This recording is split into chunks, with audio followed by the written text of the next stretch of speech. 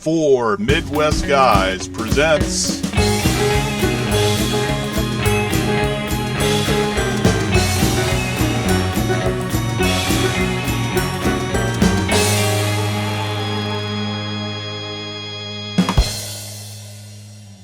Hello everyone and welcome back to The Race is On. It is Oscar nomination morning and yeah, the announcements have just come out. I had my lovely little cheat sheet to kind of follow along, play along. Shout out to my friend the Oscar guy, whose website I've been following for, going on over 20 years now. So if you guys get a chance, check out his site, cinemasite.com. It's where I go to get a lot of my information for following all Oscar nominations. It's amazing his dedication. He actually sticks around the whole year. But I'm here to talk about the nominations because, yeah, we've got a few shockers this year. And, where to begin? Well, I guess we'll start with what the internet is going to immediately talk about. And that is the fact that there are no female directors nominated this year. And, yeah, that's right. We got our usual nominations. We've got the ones we were expected: Sam Mendes, Bong Joon-ho, Martin Scorsese, and Quentin Tarantino. But that fifth slot was always a question mark. And some people thought, I even thought Greta Gerwig might have snuck in. There was a little hope that Lulu Wang would get a nomination for The Farewell. But apparently, Todd Phillips held strong. And I think the reasoning behind that is when we get to the final tallies of how many nominations there were for each film this year, we'll probably see why. But yeah, this is going to be, they're going to hear about this for the next 4 or 5 weeks. Greta Gerwig should have been nominated. I think the fact that, I thought there was going to be like a big late surge for Little Women, and I thought that might have helped her get in, could have helped Greta Gerwig get nominated in. Maybe there was just a lot of detractors of her style. Like, I remember when she got her nomination for Lady Bird 2 years ago, that there were some people that just didn't get into her style of directing, or let alone that film for that matter. Could have cost her some votes here. I don't know. But yeah, so we now have the director of The Hangover is now an Oscar-nominated director. I guess that makes as much sense as knowing that the director of Anchorman and Talladega Nights became a 2-time Oscar-nominated director, Adam McKay, who his movies are really good though, and Joker was awesome though. This is a pretty busy year. This has been a pretty crowded year, but I will say this: do I think Greta Gerwig should have been nominated? I haven't seen Little Women, but yes, some diversity in the directing category would be nice as well, because even the presenter Issa Rae, she had a nice little jab, I thought, in there when she said at the end, when they announced all the nominees, she goes, "Congratulations to these men." I'm like, that's a little telling right there. What else? All right, moving on. Best Actor. We have 2 actors getting their very first Academy Award nominations. We have Antonio Banderas getting his very first nomination. Awesome. He's been doing this for a long time. He more than deserves it. And the other shock is Jonathan Pryce for The Two Popes. Pryce holding on since his Golden Globe nomination, and you know what? Good on him. Again, like Antonio Banderas, he's been doing it for a long time. He hasn't really had a role that would showcase him this much. A lot of people, if you're wondering who Jonathan Pryce is, anybody out there that watches the avant-garde films like Brazil, you may remember him from that. But if you're going the more commercial route, you'll remember him as the lead villain from Tomorrow Never Dies. So that should tell you how long he's been in this. He's been giving consistently great performances. He's a great actor, He's never quite had that role that was going to like break out and get him a nomination until just now. And I guess this was just their way. I mean, it was either support for the film or I guess the fact that Anthony Hopkins also got nominated too. Like, if you're going to have a film called The Two Popes, why not, nominate both of them? Which, again, another... I miscalled it. I thought The Two Popes was going to get shafted for screenplay. It got nominated for screenplay, and my other thought is I thought A Beautiful Day in the Neighborhood would get nominated, and it didn't. Tom Hanks, however, did. Completely called, 4 out of 5 called supporting actor, because I thought, here's my list, gotta consult it. I thought the guy, Song Kang-ho from Parasite was gonna get a supporting actor nod, but when we get to the tallies, when we get to the complete tallies, we'll look at that a little bit later.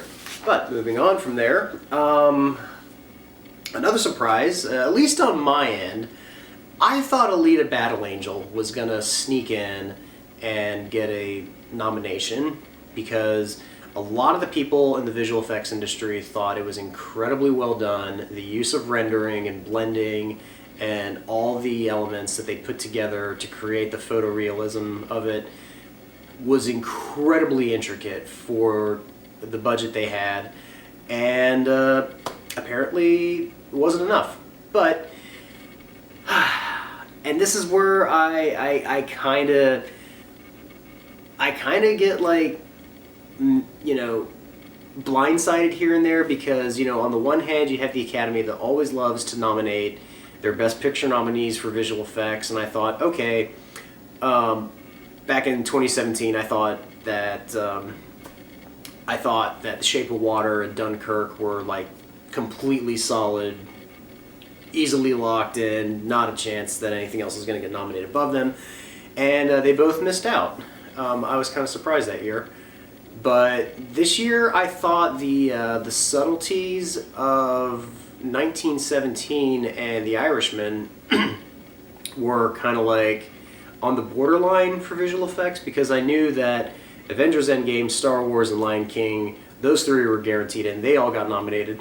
But I thought Alita Battle Angel was going to sneak in, and I also thought was my other prediction was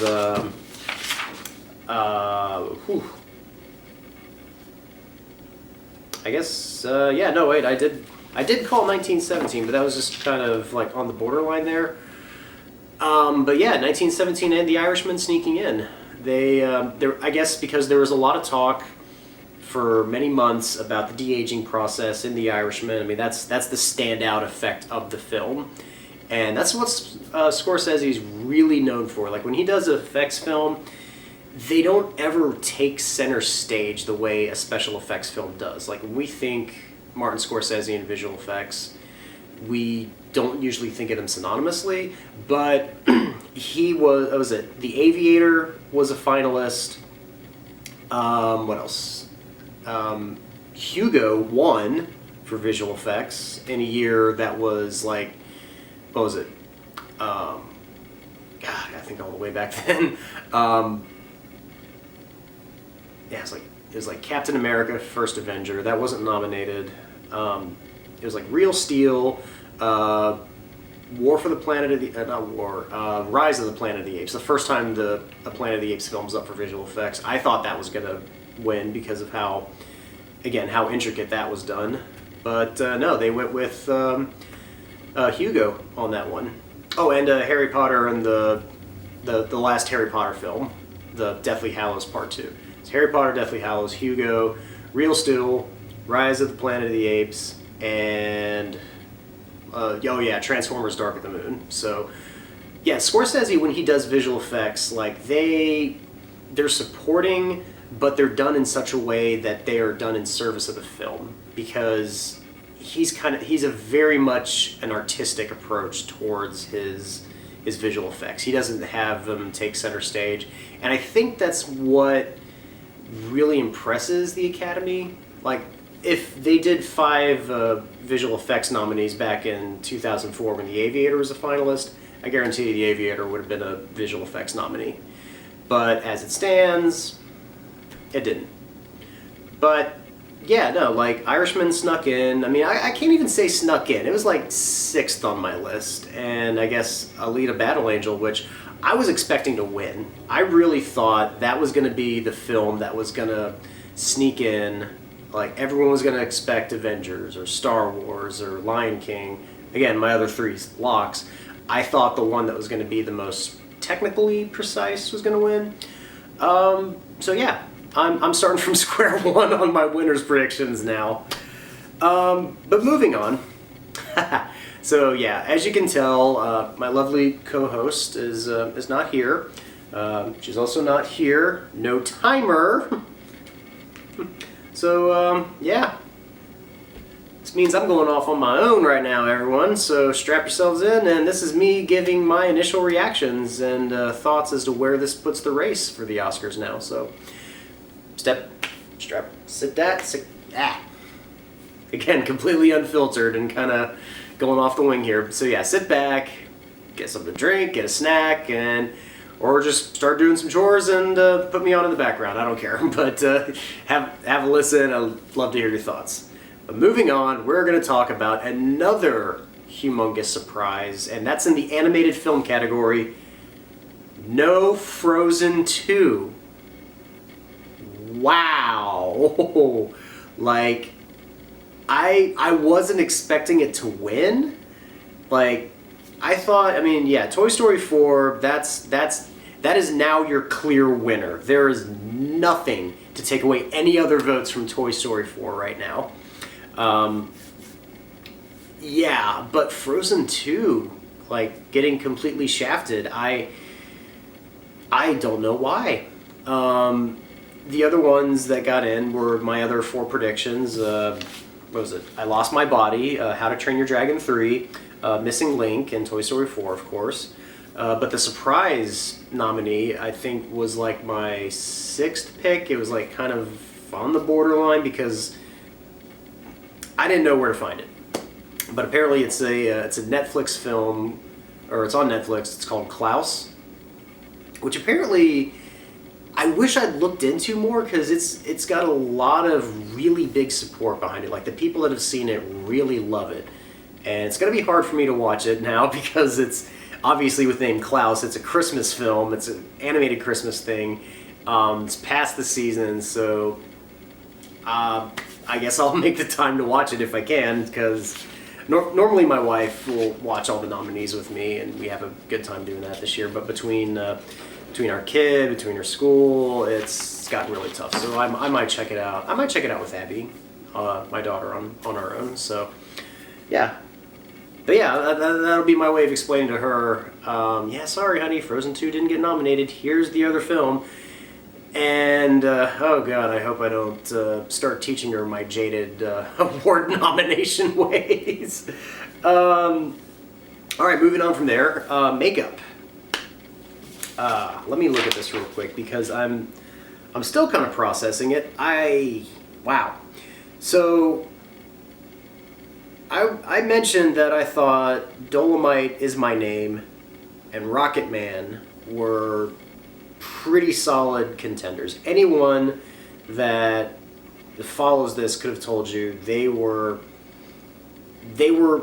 really well respected in their field because, as they made the big point of mentioning, makeup artists nominate this.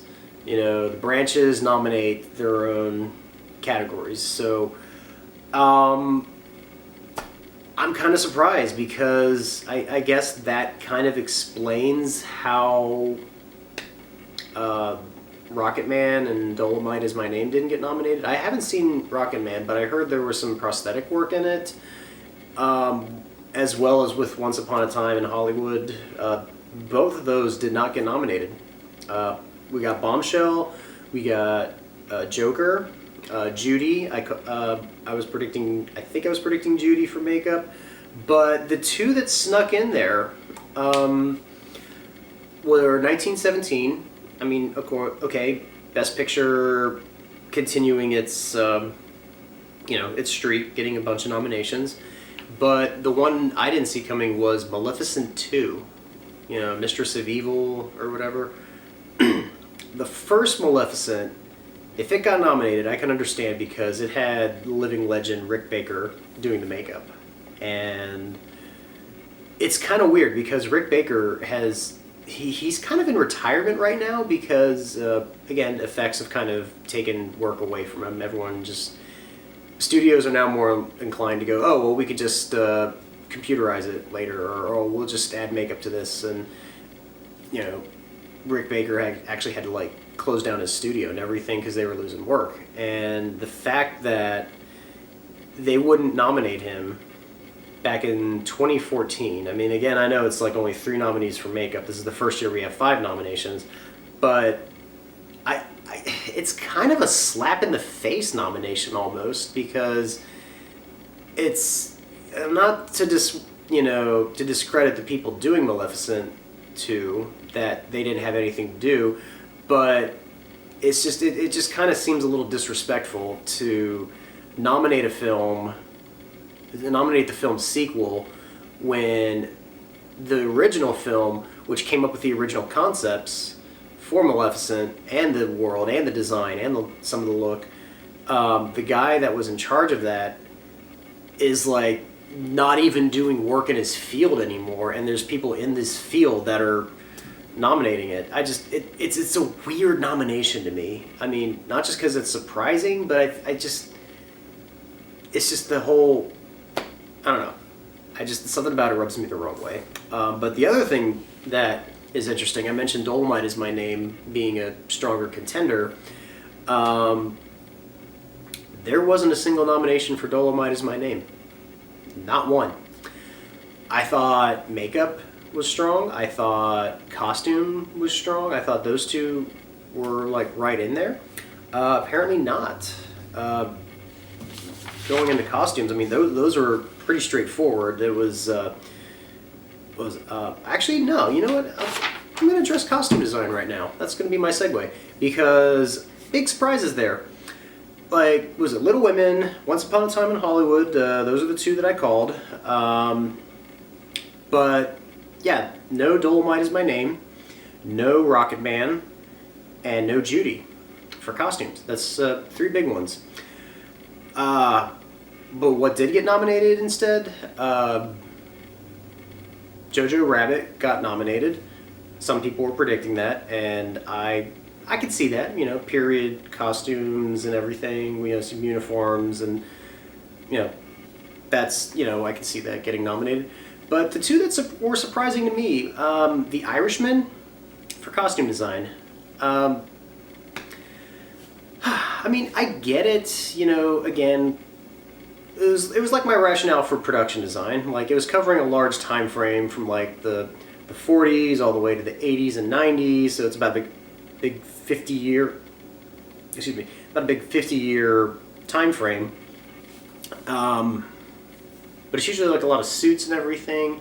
I guess it's it's possible. It's not as possible. It's a good nomination, and good on him for it. But the one that surprised me was Joker getting a costume design nomination. Yeah, the suit looked cool. I don't know. That one took me, and I think everybody that follows the Oscars kind of by surprise. We were expecting Joker to have a few nominations. And again, we'll get to the tallies. That's, we'll save that one for the end. But yeah, Joker getting a costume design nomination, big shock to me. Going on to best, I guess, yeah, let's move to best song now. Because I called it. I called it that the Academy wanted to incur the wrath of the Beehive. I knew it. Because, and it's not even so much that they wanted to shaft Beyonce for best song.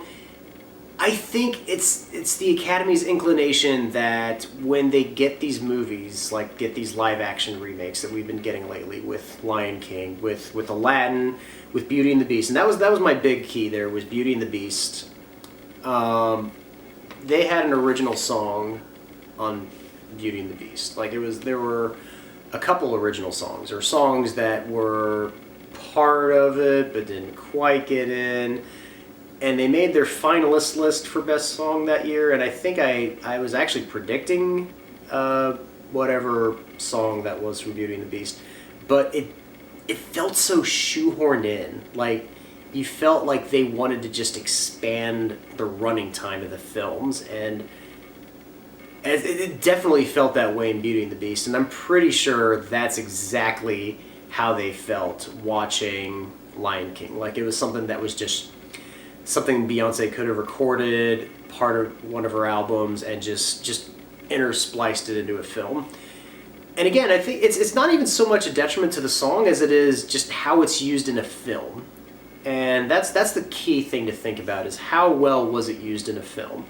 Sure, it may be inspirational, and you may, get emotionally stirred up listening to it. But here's the question. Would you feel that way if it wasn't part of the film? That, I think, is what was the detriment to the song's inclusion. Stand Up, I called, got nominated. Into the Unknown got nominated. I'm Gonna Love Me Again got nominated. I think that's Rocket Man's only nomination is for Best Song, which is kind of surprising. We'll cover, I think we'll cover sound next, because, yeah, very big surprise there. Poor Paramount. Paramount, kind of, we're going to have to do some restructuring here, Paramount. That's not a key for Disney to go in and try to buy you.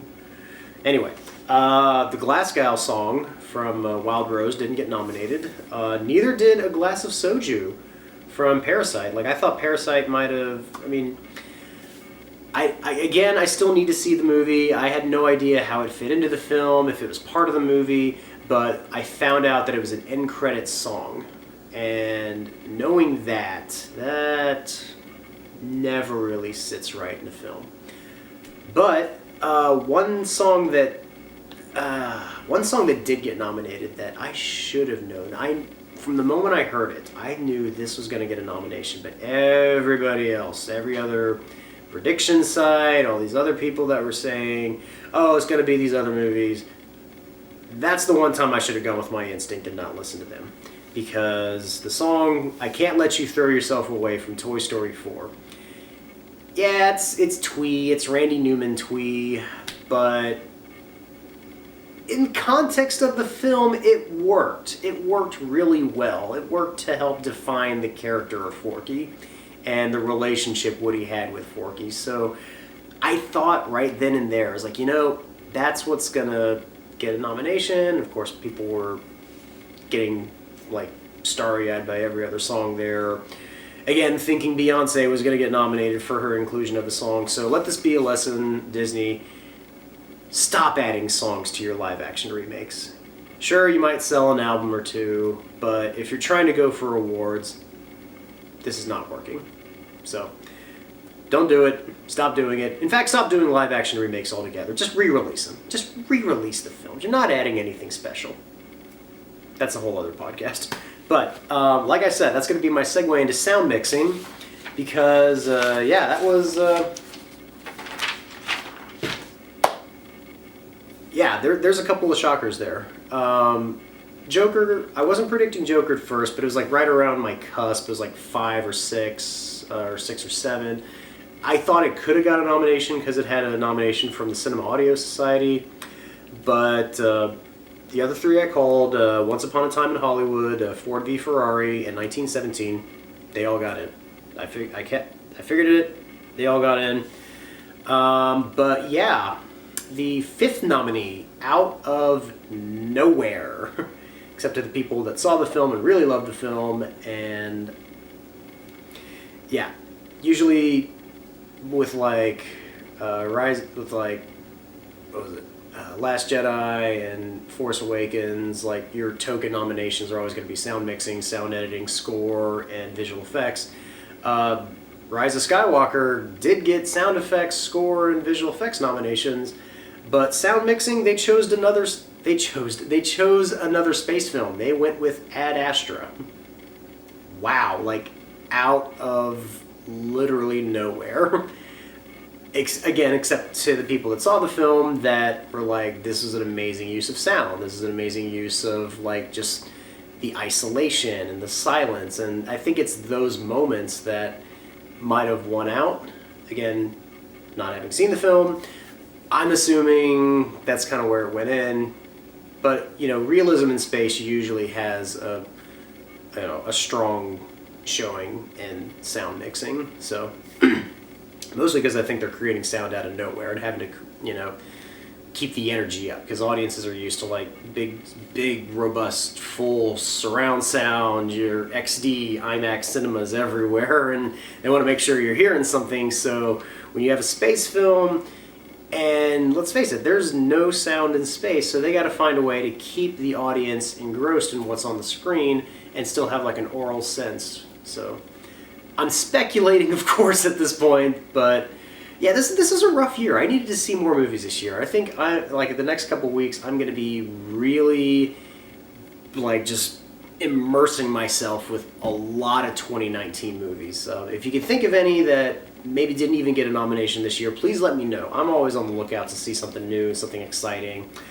What else? Moving on from sound mixing, I'm going to move to a category I didn't even cover because I never can predict the short films, the documentaries, or the foreign language films, mostly because being in the Midwest, we don't get access to them very easily, like at all. So me calling them, it's incredibly difficult.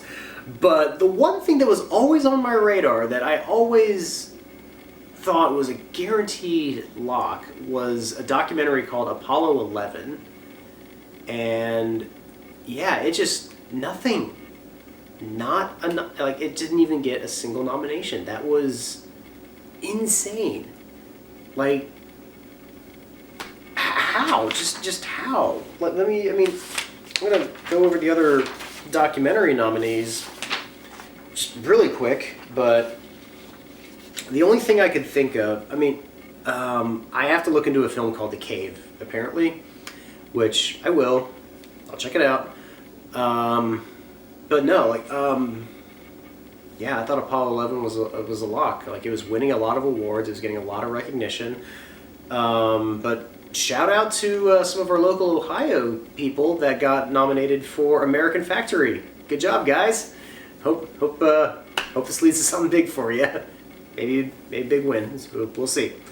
But the other thing about documentary feature is we have something that was nominated in both documentary feature and, let me make sure I'm looking at this right, yes, and international film, which of course was foreign language film that they just now renamed international film. And this movie called Honeyland got nominated for both documentary and foreign language film. I think this is the first time that we've seen this ever.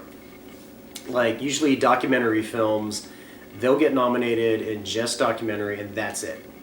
Like, you won't see them in any other categories. But yeah, no, this might even be the first time we have a documentary nominated outside of documentary.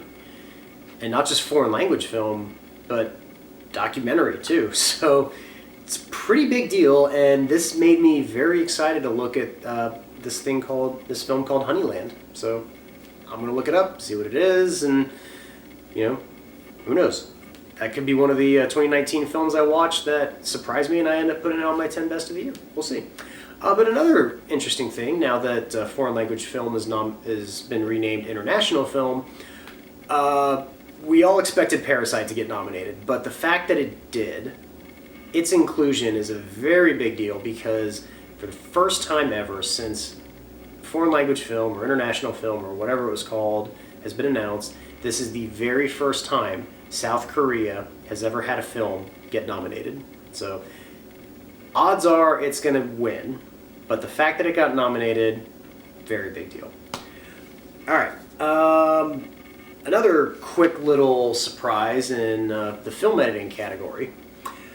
I again was saying that I didn't think Once Upon a Time in Hollywood had a very strong chance at film editing, because unfortunately, since Sally Menke, Quentin Tarantino's usual editor, She passed away after Inglourious Bastards, and the sad thing is you could kind of tell his pacing in films has, shall we say, been elaborated since then. Because he's had a new editor on Django Unchained, Hateful Eight, and now Once Upon a Time, and those have been, I think those are his longest films. So, yeah, I think he may like his editor, but he's got to find another Sally Menke, big time. Like, he's got to find someone, because Once Upon a Time didn't get an editing nomination, but the one that surprised me, well, I thought was a lock because of the invisible editing, 1917. Our other humongous contender for Best Picture, not nominated for editing. And this puts the race in a very interesting position, because usually you have, usually Best Picture is always a film editing nominee. Like, they'll always have editing as its nomination. I'm gonna look into it. I don't think we have had a movie win Best Picture that was not nominated for film editing. And if that happens this year, we've got, I think that might have just cleared the path for The Irishman, but we'll look into that, because, yeah, the fact that 1917 got shafted for film editing, for both, I mean, Joker kind of expected, but the fact that Jojo Rabbit got a nomination,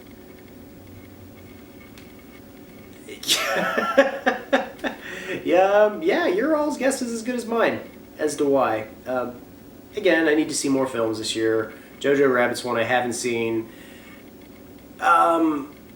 It maybe had really nice editing. Like, it's probably the type of editing you'd see in a Wes Anderson film, so it's very precise, very nice, maybe a montage here and there. But yeah, it's very, very curious, and I wonder if that actually has hurt the chances for Once Upon a Time in 1917. And I think that brings us to quite possibly the biggest snub of the night, or the morning. Supporting actress. Let me get to that. Yeah. When they announced Kathy Bates' name, something was up, because they announced them alphabetically. She was a Golden Globe nominee for Richard Jewell, but since the release of Richard Jewell, there'd been a lot of controversy over the accuracy of it, over just a lot of the film in general. Clint Eastwood hasn't quite had the strong hold over the Academy he's had. Like, American Sniper was a really big deal in 2013 because it ended up becoming the highest grossing film that year, and it was so popular that it couldn't be ignored by the Academy. It was also such a big production too that it couldn't be ignored by him. But everyone forgets that before American Sniper, the last Clint Eastwood film that made any kind of waves in the Academy was $1 Million Baby. So it was about 9 years before he had a film that, got recognized by him. Like The Mule got nothing last year. He's had a couple films in between that everyone thought was gonna get in, but they didn't. But yeah, when Kathy Bates' name got announced, something was up. We knew somebody that was expected to get a nomination got shafted. And yeah, it was one of my surefire predictions. Jennifer Lopez. She must have done something to rub the Academy the wrong way. Either they still remember Geely, or they remember a lot of her other performances in the 2000s during her rom-com time, where she was just squandered away, or I don't know what happened, because she should have been nominated. Plain and simple. Jennifer Lopez should have been nominated for Hustlers. The fact that she didn't, I want to know what she did, like if she did something to make them angry, or if she didn't play their game, or something. But yeah, that is a humongous, humongous omission for supporting actress, or for any of the major categories. And yeah, I mean, Kathy Bates is a wonderful actress. Don't get me wrong. Like her performances in Misery, About Schmidt, Fried Green Tomato. She's a solid actress, and might be the best thing about about Richard Jewell. But yeah, her inclusion is very, very odd. It's like when you saw Denzel Washington's name for Roman J. Israel or Esquire back in 2017, because you knew they were shafting James Franco for The Disaster Artist after the rise of the Me Too movement. Yeah, that's the only reason he got nominated for that. Is, again, like, he was probably like sixth on the list, and then Franco just got like knocked right out, so 6 became the default number 5. I don't know. I don't know if there was something that Lopez did wrong, or if she didn't, send gift baskets to the right people, or have the right screenings, or I don't know. But yeah, no, Hustlers should have had some showing, some recognition, or that was the one chance the film had, and they chose to not do it, and that is a gigantic oversight on, I don't know, if it's like the acting branch or the Academy overall for whoever nominated it, but that is a humongous omission. And so, before I ramble on any further, let's get to what I was trying to talk about the whole time, and that is the tallies, the total nominations for everything this year. We have 9 Best Picture nominees. We've got Ford v. Ferrari, which has 4 nominations, the 2 sound and the film editing category. Jojo Rabbit had a nice showing with 6 nominations. We've got 4 films with 6 nominations. And they are Jojo Rabbit, Little Women, Marriage Story, and Parasite. Parasite being the only one of those 4 that actually got a director nomination, because this is actually pretty unprecedented here. We have our next 4 films that are nominated are in the double digits for nominations. That's very unheard of. Like, the one time I remember a film, like a year where there was a lot of nominations for multiple films, was 2002, when you had Chicago getting 13 nominations and Gangs of New York getting 10 nominations. Like, the fact that you had a film with, or even the year after, like you had Return of the King get 11 nominations and Master and Commander get 10, and the other 3 nominees got 7 nominations each. Like, for a long time, though, since the Academy's done like this expansion of nominees, there hasn't been a major sweeper of nominations, like where you get the double digits. And yeah, okay, so what are the 4? Well, we have The Irishman, which got 10 nominations, and 2 other films got 10 nominations. Once Upon a Time in Hollywood and 1917. Both got 10 nominations. All 3 of them nominated for director, so strong chance there, except for the fact that, like I mentioned before, 1917 and Once Upon a Time not getting film editing nominations. Does that hurt their chances? Possibly. But that brings us to our 4th film, and that is Joker. Joker is our lead film this year with 11 nominations. Our most nominated film this year is a very loose, albeit comic book adaptation.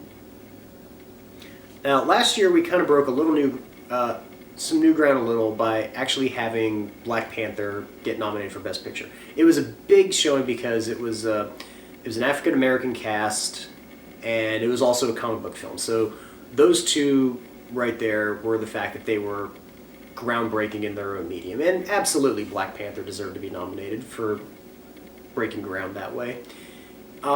Joker, however, wow, 11. Director, costumes, editing. Like, those 3 right there. I mean, that could have been 1917. That could have been Once Upon a Time. Like, the Academy could have easily gone the route for those 2 movies to make them the clear frontrunner, but instead, they are now, like, they have the second most nominations this year, again, to a comic book film. How strong is Joker going to be this year with 11 nominations? I'm not entirely sure, really. Yeah, that's very, very confusing. So where does this leave the race? I don't know. And I think that's another reason why they did it. Like, it really shows that there's a 4-way race this year. We have a very strong 4-way race for Best Picture. That's it's kind of exciting, actually. Like, I don't know where it's going to go. We had the Broadcast Film Critics Awards last night. They gave Best Picture to Once Upon a Time in Hollywood, but director was a tie with Sam Mendes and Bong Joon-ho. Irishman only got 1 win. The scary thing for 10 nominations for a Martin Scorsese film is the last time that happened was Gangs of New York. And when that happened, not a win. 0 wins. And rightfully so. I think Gangs of New York is probably one of his lesser films. Like, in his giant oeuvre of films, Gangs of New York may have been one of the biggest, wasn't the best. Probably one of his worst. But I can't say that about The Irishman, though. The Irishman's a really great film. So I don't know where that puts everything this year. Like, I think the guild to look for is going to be the Producers Guild, to see where they go. Directors Guild, of course, is going to be a big thing. So we'll see if there's like a showing in those 2. But yeah, this makes the race interesting. This makes the nominations, the films interesting, and I'm excited to see where this year goes. I'll keep a look on all the guilds. I'll keep a lookout on all the other precursors we have showing, and yeah, we'll do another episode right before the award show. Hopefully I'll have my lovely wife with me. We'll do our predictions for what we think is going to win, and so yeah, for now I think that's covered up pretty much every shock or every omission or surprise I can think of. But yeah, hope you all enjoyed, and hopefully this inspires you to check out some of these movies. Yeah. Alright, so from all of us here at The Race is On and 4 Midwest Guys, be sure to check out the 4 Midwest Guys webpage, and also check out our Facebook page as well. We got a lot of other cool content, and yeah, hopefully we will see you later. And I will see you as the Oscar race continues.